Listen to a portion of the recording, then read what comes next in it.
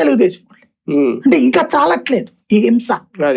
హింస చాలట్లేదు అనే వర్గం అంటే సొంత వాళ్ళ అసంతృప్తి.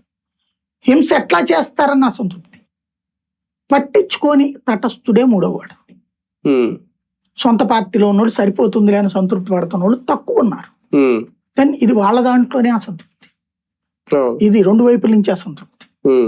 రెండవది వచ్చేటప్పటికి 60 ఏళ్లకే పెన్షన్ ప్రతి ఒక్కడు ఆశ పెట్టుకున్నాడు. 50 ఏళ్లకే పెన్షన్ బీసీ ఎస్సీ ఎస్టీ ఆశ పెట్టుకున్నారు. చాలా బలంగా ఆశ పెట్టుకున్నారు.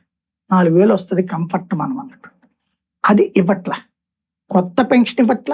50 ఏళ్ల పెన్షన్ ఊసెత్తట్ల. పైగా ఎప్పుడు అంత అభివృద్ధి జరిగిపోయింది, ఇంత అభివృద్ధి జరిగిపోయింది అంటున్నారు.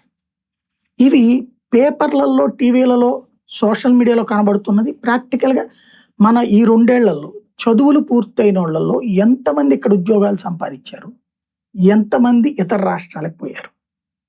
పెద్ద చదువులు చదివిన ప్రతి ఒక్కరు ఇతర రాష్ట్రాలకే పోతున్నాడు. పైగా ఇక్కడ చదువు డ్రాప్ అవుట్లు చేయాల్సి వస్తుంది because of fee reimbursement payment చేయకపోవడం. వాళ్ళు ఇక్కడ ఏ స్విగ్గీలకు, జొమాటోలకు అలాగే నిలబడిపోవాలి. దెన్ అసంతృప్తి లేదు అనుకుంటే మంచిది.